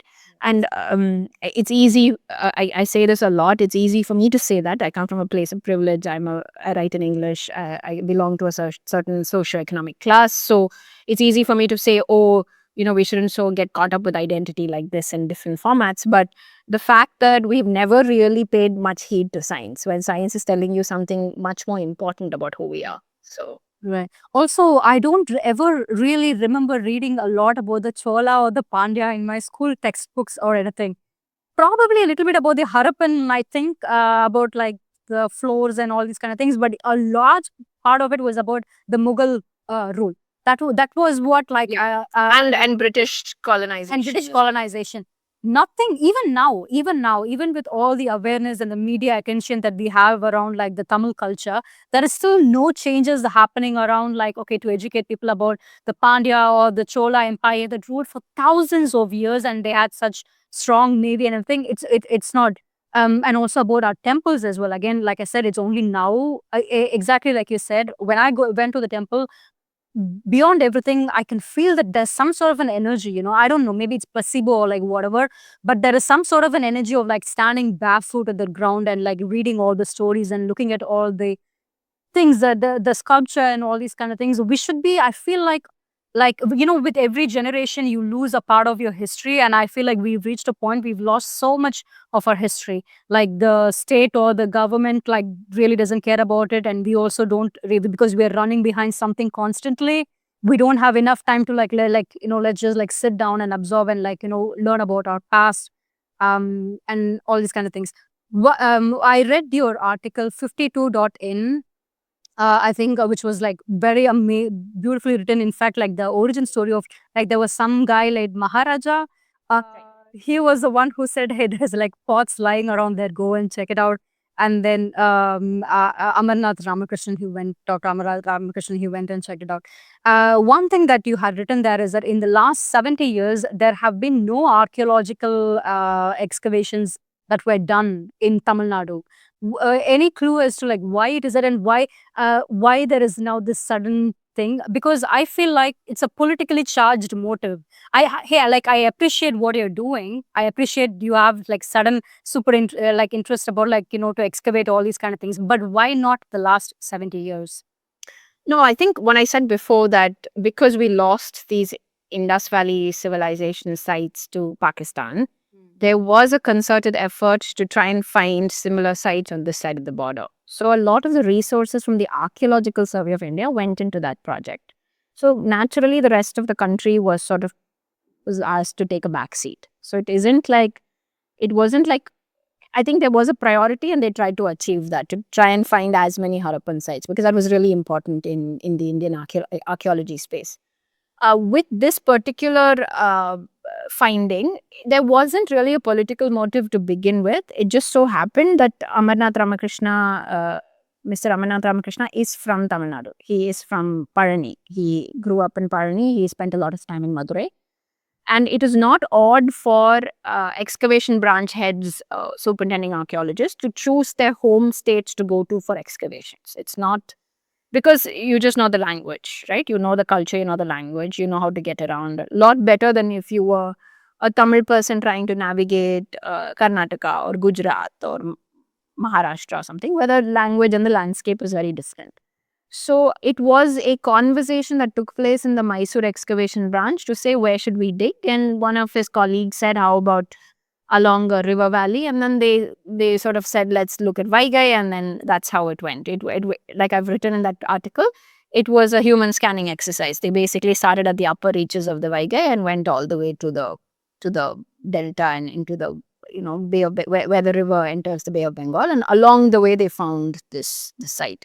So at that level, at that stage, I don't think it was a political decision. I think it became political after the findings and after a series of events that took place, which sort of made it very clear that this particular site is distinct from North India. It is distinct. There's no religious symbols. There's no this. There's no that. So once those statements were made, then it naturally took up space, because it was also discovered at a time where India's usage of social media and phones is so much, right? Like 2014, 15 and so on. You had people who were so fascinated with the site that they came with their smartphones, they were taking pictures of the site, and they were so excited about this could be the answer to where I come from, or this is just something curious, let's go and hang out here kind of thing. It became a place of great sort of like a excursion site. It became like a amusement park in a sense. Like people would go there out of curiosity and happiness and adoration and so on. With the level of public involvement, it grew more and more. And there were certain comparisons that were made of the site to Harappa and Mohenjo-daro, that it looked a certain way. So all of these added up into it becoming a much bigger version than just a regular excavation site that would have been at any other point in time, could have just gone unnoticed because it was just an excavation site. But I think there were a bunch of factors that were prominent. And of course, the political context is that you have a certain party in North India in the center, and you have a certain party in South India in Tamil Nadu, and these two don't meet ideologically. They're like opponents, and so it also grew because of that context, that it sort of became a political tool to fight what is essentially an ideological battle. Right. Or I think a lot of our politics is like that right now. It's supposed to be the well-being of in general, but rather it's like ideological politics. But I think it's not just in India. I think it's global politics in general. Right. Yeah, absolutely. I think with archaeology, it's something that has always been politicized across the globe. It's not an India problem. Yeah. When I was researching for this, I met a very interesting Polish archaeologist who I mentioned in the book, and he was telling me about, during the Nazi days and how like archaeology was weaponized in Germany and how it is weaponized in Turkey or Israel or any other place. So it's one of those things that is not exclusive. Genetics and archaeology is not exclusively weaponized politically in India or Tamil Nadu or anywhere. It's a global thing. It depends on who is in power and what kind of message they want to send to public. Right. Because that is a tool. The archaeology is kind of like a tool, like a pawn for them to show their superiority, or that you have like a much more rights to be in control. Yeah, it offers a very tangible origin story, right? It says very distinctly, I'm different to you, or I have smelted iron before you, or I discovered something before you, right? So it gives and to be honest, when I wrote the 52 piece, I was very excited about these finds. I still am. I think it's an incredible site. I think Keeladi is wonderful. Yeah. Yes, has it been sidetracked because it's been overtly political? Absolutely. Is there a lot more to be done on it for a research point of view? For sure. But at an essential, like a very basic level, if you go to the site today, you will be really excited by the fact that you're there, right? Like you'll be like, wow, this is very cool. I wonder who built this. So, yeah. Were there any skeletons or anything found in Keeladi? Yeah, so there is a burial site next to Keeladi called Kondagai. And Kondagai has a whole bunch of skeleton remains buried in large sort of urns. And it's a very interesting and specific kind of burial practice that's also mentioned in Sangam poetry. Right. It's called Mudumakkal Tari, and it's often about lowering a very old and infirm person into these pots and letting them be there till they pass away, kind of thing. So, and you offer them like rice and other things. So there's also evidence of grave goods that were left for these people. So there have been skeletons that come out of Keeladi, but I think the genetic analysis of it is still underway. They don't really have a conclusion on who they were. Right. So maybe this is a dumb question, but the people who are currently in Madurai, do they have like their ancestors like based from that region, like in Keeladi? Are there any stories like that from the local? Not really. I feel like that's a very good question. It's not at all dumb. Genetically, there's not much evidence yet, so it's not like a scientific way to analyze this. Folklore, for sure. Everyone has a story on. I mean, I've not really come across anyone from Madurai who says my people lived in Keeladi or that's my ancestral. What has happened is Keeladi has become like a bit of like a clue as to how Madurai was, right? Because you can't dig in Madurai, Keeladi became the proxy ground to be Madurai, right? It was like, oh, if we dig here, we can try and understand Madurai. But more locally, people are fascinated by the excavations, but I haven't really heard anyone who say, I'm sure these were my ancestors who lived there. It is more that these people seem very cool. They built all these different things, and I haven't really fully found out who they are, kind of thing, right? Like that's the fascination of these stories for sure. But Keeladi and Manalur, which is close to it, are generally a very historical belt. There have been suggestions that the Pandyan, some of the Pandyan, how to say, like army chiefs were like stationed there. There have been stories around people leaving that and going to Madurai and so on. So there's a lot of folklore around that place, but I haven't come across anyone who has claimed sort of ancestry to Keeladi. Right. And also talking about like these kingdoms, right? We talk about they had like this huge navy fleet, a lot of elephants and all these kind of things. They built a lot of beautiful temples, but their houses, their kingdoms or their palaces are like nowhere in sight. Were they all like gone for some reason, or did they have a very uh, humble ways of living, but they built huge temples? I mean, this is a question for medieval historians, not me so much. But then I can tell you what I think. This is a question that I've asked because there's a site when I said Gangekonda Cholapuram that Rajendra Chola built, right? Like if you go to the excavation site now, they're trying to. It's called Maligai Made. So Maligai itself is like a mahal, like a big king sort of kingly house, I guess, where a castle where the king would have lived. But one of the things that I'm often told when I speak to archaeologists is that, the Cholas left behind these huge temples, but we've not been able to find where they actually lived. And perhaps they were building with like timber or cloth or so on. They didn't necessarily build with stone in the way that we find in North India because the weather just didn't permit that kind of, construction in South India. But in Maligai Medu, you can see the foundation of Rajendra Chola's palace, and that has a stone base, but the rest of it is not. It's not there. So it's likely the conjecture that it was wood or timber or like cloth or something. And it has a lot. It's not humble as much as sensible because the heat. So I think the heat dictated how you built. And that doesn't necessarily mean you're not urban or you're urban. So I think that's where we get caught up with what classifies as urban and do we need to have a relook at it. And it's a similar situation in Kerala, right? So Kerala, many people will tell you that how do we know what it was before? Just because there's nothing there, that doesn't mean it didn't exist previously, right? So yeah. And Kerala, it's way more complicated, I would think. Yeah.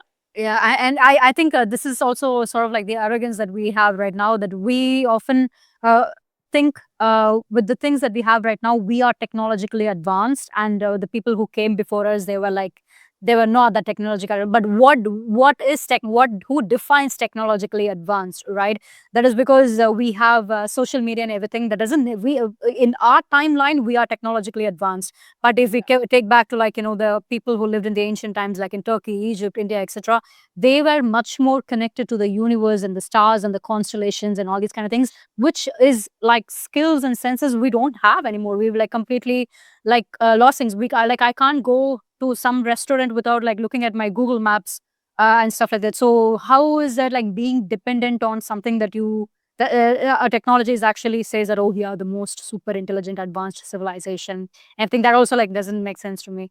Have you also in Keeladi you said only 20% is excavated, right? Which means like still the majority is like not excavated, and who knows like what we will find there. Yeah, absolutely. I mean, I think there's a lot more excavations to happen, and now that there's a change of government, I don't know how things will progress now going forward. Have you looked into Göbekli Tepe in Turkey? It's like this 12,000-year-old, the largest megalithic site found so far on planet Earth. Which they and built around towards the end of the last ice age. It's dated to 12,600 years ago, and they say like the mainstream archaeologists say they are like hunter gatherers and all these kind of things, but they have erected thousands of T-shaped limestones, each weighing like 40-50 tons, 60 tons up to thousands of them. And all of them, they have like big large animal limestone sculptures and everything, not just like simple sculpture but in 3D. They've carved it in 3D structures. Wow. And they've actually placed the limestones in a way that it actually reads the stars right above. And also so immediately they're saying, oh, we thought hunter gatherers were only able to like create fire and stuff, but looks like now they are also able to do these things. So they just like turn the meaning, instead of like acknowledging that there could have been an advanced civilization like well aware of like reading, being able to like read the stars and constellations and what did all of this mean. Not just that, only 5% of this site is excavated. Only 5%. The remaining are now in control of the World Economic Forum. What does the World Economic Forum have to do with an archaeological site? Now they are saying that, oh, we don't want to excavate anymore. Like, but why do they not want to excavate anymore? Just the 5% like revealed like so much of things. It's absolutely like mind blowing. It's like 200 plus acres or something of land, and whoever built that, they on purpose buried it. Whoever built it, it was not like naturally, like, with mud flood and all that. They on purpose they created a mold around it so that, like, I don't know, maybe they did not want anybody to find it, or maybe they thought, okay, after all, some natural disaster, they will come back again, or like whatever. Right. Yeah, that's interesting. Yeah. And now that you've written an archaeology book, do you see yourself something doing like that? Something like that? I've written a journalism book. It happens to be about history and archaeology. I've not written an archaeology book. I think people are mad at me for not writing enough about archaeology. But again, I'm not an archaeologist and I can only look at it from my perspective. So no, I'm not interested in, I mean, I would have, if I was younger, I would have done a course in archaeology, but I'm very happy being a journalist. Yeah, but it's crazy like how it happened, right? You started like writing and then somehow this led to you writing about such a significant little part of like. Yeah, definitely. I think when I wrote the 52 article, I didn't necessarily think it was a book. It then was, I was approached by a literary agent who convinced me it was a book. And also, till a month before the book came out, I didn't actually understand how significant this is to many people. So I think the last 3 months, 4 months, I've understood that, oh, this is something that I saw the passion when I was reporting. I saw the emotion around Keeladi. But the fact that people want to engage with the subject is quite amazing. Right. And you said that you are teaching journalism, right? Can you tell something like, how to become a better writer, how to be an unbiased writer? Do you, is there something that we could I mean, share? for sure, what I tell my students, so I teach feature writing. That's what I do in ACJ, and I also teach long form writing. Um, how to be an unbiased. So I think one of the main things that, at least in my class, that works a lot is we read a lot collectively as a group. So I think that's something that's important. Reading allows you naturally to just be better informed and have a better vocabulary and learn from good writers on how you can pull together a sentence, right? So for me, it's always been that I'm inspired by certain writers, and so I read them a lot to try and understand how did they think. So that's something I would say is number one priority, is to read almost anything you can get your hands on, and think about how that person. So what we do in class is an X-ray reading of many of these long form pieces. So like a Ground Zero, which I mentioned in the Hindu, it's a Saturday full page that the Hindu puts out, which is fantastic. What I get my students to do is to try and like strip it down to where the reporter went, who did they speak to, what was the question asked to get this answer, like where did they have to be to get this description. How many places did they have to visit before they landed on this quote, right? So it's kind of like a collective exercise in trying and understanding what that reporter was going through while they reported. So for me, again, it's about reading other people's work gives you an idea as to how much work goes into writing such a piece. The other thing is just to be able to write, at least give yourself the confidence to write it out, like write and then rewrite. And for me, rewrite is something that I really irritate my students with. I feel like you can't just stop with the first thing and think, even if you think you're the best writer out there, I think rewriting is the only way you can get better at it. And unbiased is, like I said, at least in journalism, it's a value system, right? It depends on whether you think that is how the world will benefit from having a certain unbiased version of how facts are. So I think many people are confused because there's so many things that is this side or that side that you're not sort of able to figure out what is the middle path. I just want information. I just want what happened when. Don't tell me what you think. I just want. So I think that is something, again, I sort of tell my students that it's important to do the basics as to provide context. Like we're providing the right information. Who do I speak to get the right information? Who is the most credible person in this? Of course, there's the caveat of there might be people who are biased within who you speak to, but you've done your job of trying to access the most credible information. And so the unbiasedness comes from that effort that you put into like trying to access the right person to speak to. Mm. Is there any books that what are you reading? Are you reading something? Right now, I'm reading. No, not at all. I haven't opened my book since it came out. I'm reading the Taiwan travelogue, which was I think shortlisted for the Booker this year. I've lived in Taiwan before, so I picked it up out of curiosity. It's quite interesting. Before that, what did I read? I read this incredible book called Tiger Lessons. It's translated from Telugu, and it's about these shepherds who go into the forest with their herd, and because it's parched and it's drought time, and they go into the forest to trying to access water, and it's just a really incredible description of landscape nature, but also one man's sort of transformation on how he perceives the world. So it was really beautiful. But yeah, Taiwan travelogue is my current read. Mm. You were just saying that you're not an archaeologist, you're a journalist who wrote about archaeology. A lot of really good people.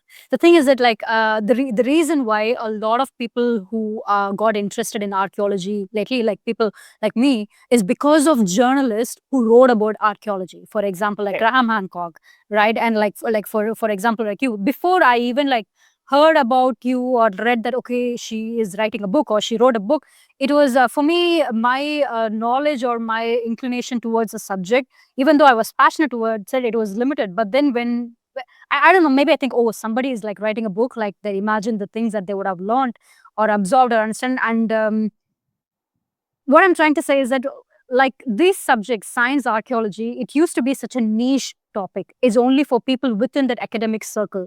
But it's only when people like you or like Graham Hancock or like Brian Morarescu, like these guys who are journalists who pick something and they're like super curious, and I'm like, yeah, I'm going to go digging into it, and they put a book, then it reaches a lot much more like wider audience, because you break it up for like dummies like me, on like how to understand things and everything. Recently, I read this book, The Immortality Key by Brian Morarescu, who is actually a journalist. But he went, he picked a journalist archaeology topic, like just like you. So there is this place called as Eleusis in Greece, and Eleusis was actually still like a little place that existed even in ancient Greece as well, where people like Plato, Marcus Aurelius, they would go there and take psychedelics and get high, and they would have all these visions, and they would document these things, and they would kind of they all wrote about, they don't have any difference between life and death anymore. They've like seen it, they know like the meaning of things and everything, that they call it as like the most significant experience that changed their entire like life and their idea of death and everything. And the whole book explores was that the origin of what we call as modern Christianity right now, because once the Jesuits took over Rome, and once the Catholics took over Rome, these practices were like completely like that's why they were burnt, the witches and everything. We are told as like they were burning witches, but these witches were the ones who were brewing these things and having all these visions and everything, and training people like Plato. I mean, the founders of democracy, for God's sake. So it was such an interesting, when I read the book, it's exactly like what I told you as well. Like, what a life. I mean, this guy, he goes to like the Vatican, here to Greece, Rome, etc., and does this thing. I'm like, oh, I'm so super jealous reading the what I'm trying to say is that you can't undermine what you're doing. I'm just a journalist writing about archaeology. It's like people like you who bring more awareness to beyond just the niche circle.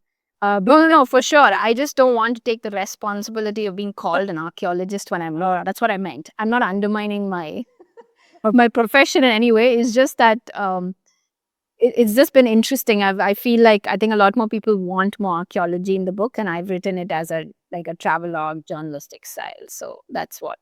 And also, that I'm not an expert on this. I'm not an expert in the sense of I wouldn't be able to tell you as an archaeologist would about this site, right? Like there's a very different perspective that I bring. So I read, going a little bit to your general writing, something that I read in Medium. One of my favorites was actually titled Nostalgia. I don't know if you remember. I absolutely loved that. And you wrote about some things that I personally feel, but I've never like had the guts or the courage to actually like write about it. Like, for example, you have like this, whenever you think of like the smells or the taste and the sound that you grew up with, and that creates some sort of like an emotion. And when, like, for example, SPB Balasubramaniam, when he passed away, it almost felt like a layer of your past was like stripped away or something like that. I Only in the last couple of years I've been going through that phase as well. I wish I had appreciated being a kid a lot more. But of course, when I was a kid, I did not know what I was like, what was happening. But now thinking about it, like I wish I had appreciated my being a kid a lot more. I wish I had appreciated the food or the smell or the taste. And now the whole idea of like the Madras, the 90s Madras, it evokes such emotions in me. Have you ever like thought about it? Like, why is it that? Is it like this thirst for nostalgia in general, or is it like we feel like, oh, I was a different person then and I'm a different person now and you're missing that person you were? Have you thought about like why we feel this stuff? I mean, for me, I write in that piece, and I don't generally talk about this at all. I told you, like I think I've written in that. So not told you, I've written in that piece that that decade was really important because my father died at the end of that decade. So to me, for me, it was really the last sort of memories of my father, right? So it was a different thing. I'm nostalgic for that as well. And I think it's connected a lot to my parent, and that like the years that I spent with my father in those in that time period, that to me was also the one of the most happiest. Chennai looks Chennai was Madras. Madras looked so beautiful, and it didn't have this much like traffic and craziness, and we It was didn't have more any clean, concept I of it. remember. Oh, for sure. I think it's just because there weren't that many people, that many traffic, junctions or whatever. And it was just in my head. I mean, I'm glad that it resonated, because when I wrote that, I think a lot of people were like, yeah, I can totally visualize like Madras in the 90s, right? Yeah. There was something to it. I think there was a charm that I was a kid too. It's not that I was very aware of what it felt like, but every time I think of that time, it just brings a like broad smile on my face, because it was so comforting. I think whether the music or the fact of like eating watermelon on a hot day, or like having my dog Tops like to play with, like everything felt like the perfect version of how life should be as a kid, right? So I think that's where I was thinking of it from. And that particular piece I wrote during lockdown, so it was really like a difficult time for all of us. It was not just me, but the entire world was going through like hell, first lockdown. And I think with SPB's death, I personally felt like a family member had died. Like I was like, how can you die? Like you were like, I love him. Like I love the way he makes me feel when I hear him sing. I love the way he laughs, and his all of his sort of, but you can hear his emotions when he sings. So in his laugh, One in a million. Actually, you'll never have someone like that with that. I don't know. I don't think anybody. It's not just about the voice, the emotion that voice evokes. that's what I mean. There's a laughter that he brings into his some of his songs, which is just so delightful, and it's so SPB. And so for me, that was, I don't know why, I think this is part of what like writers think they can write about anything, but at that stage, that incident sort of made me think a lot about the 90s, and right, made me think a lot about my father and my dog, and like the life I once had, kind of thing. So it was I mean, I don't necessarily, I don't think I've ever written about my father before that or after that. That was the only piece I've written about him, and I don't particularly like to talk about it publicly. I find it it's not necessary. I don't particularly like that. But I'm somehow, that time it was lockdown, and I felt like sharing. Yeah. Do you remember in the evenings, they would sell peanuts in the street? Like there will be like fun. There's that tongue, tongue, tongue, tongue, that guy. And also like Quality Walls ice cream that would come Yes. with it. So Yeah. And that smell of filter coffee and the peanuts in the evening, like wow, like it's so strange. Like I remember the period. Maybe I sometimes think, why am I like this? Why do I earn for that period, or like for the life that I had back then? Because I think I also miss a part of me, of the person that I used to be, because I remember how innocent I was. Actually, I remember that.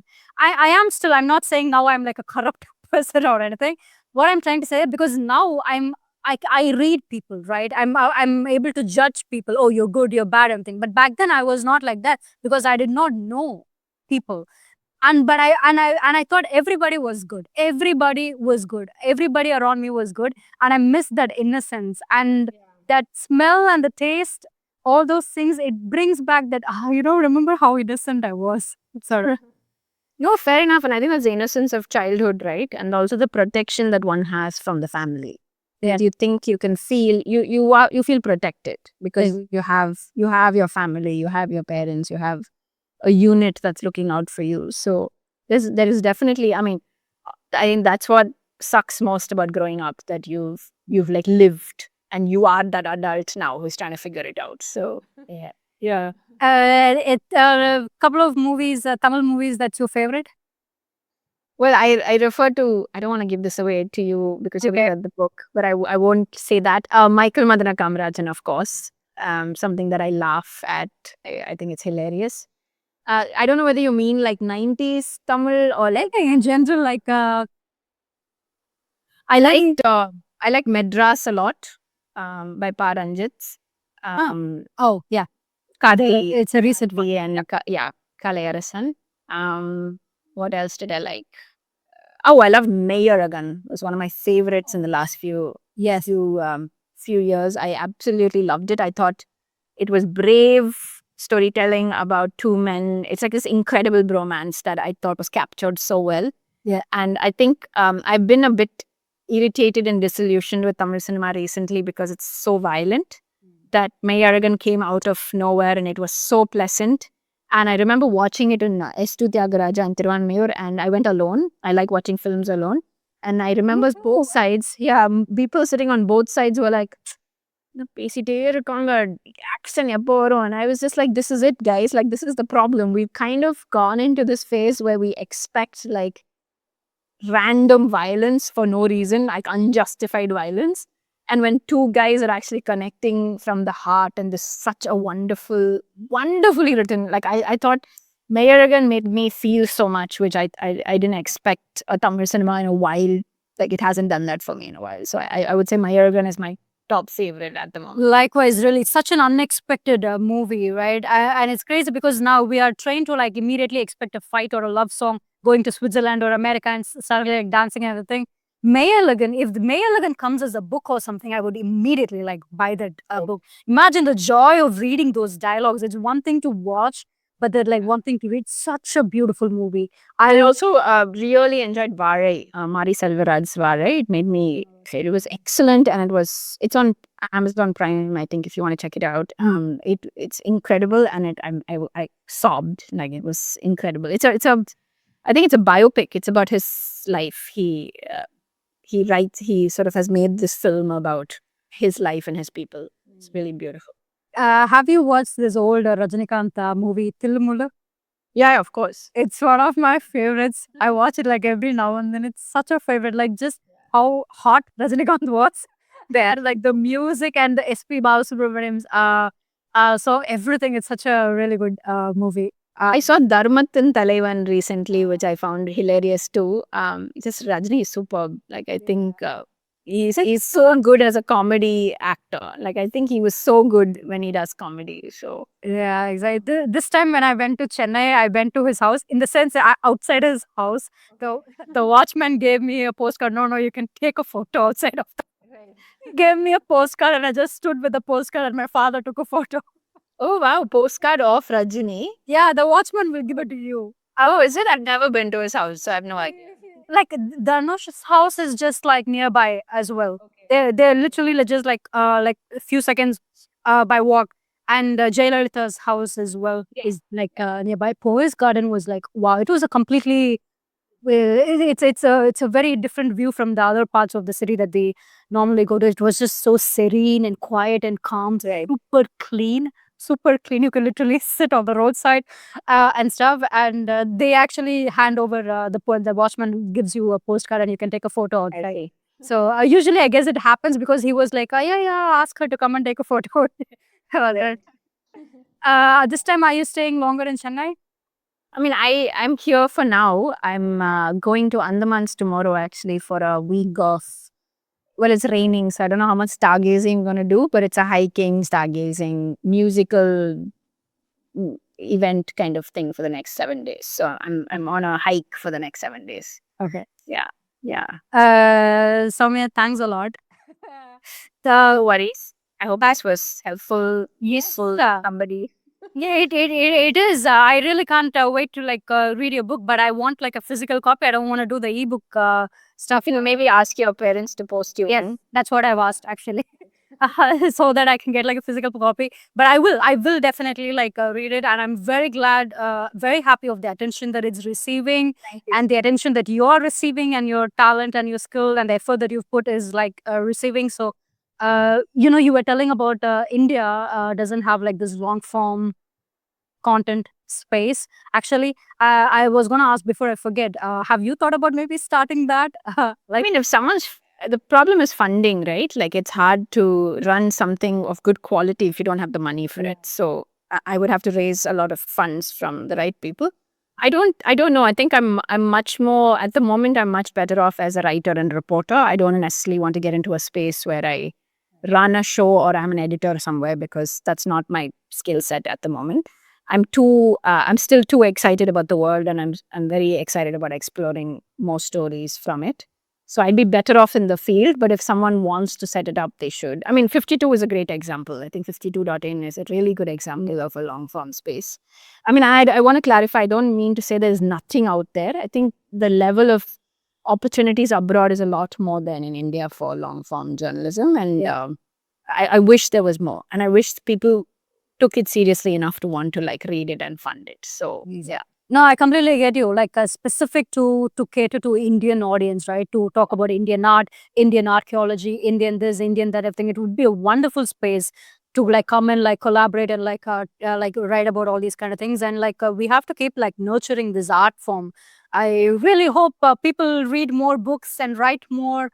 And follow like long form writers like you, and stuff. I hope India really creates a space for more writers like you and artists like you. I think that's because we are such a diverse country, which means there are so many stories to be told. Yeah. I wish, like, as a country, it's crazy. Like all these things we're supposed to celebrate. They're supposed to encourage each other and all these kind of things. Instead of people use it as tools to put people against each other. It's very unfortunate. Yeah. I mean, I wanted to say I did a piece last week after the TVK party won, and I went to speak to people about.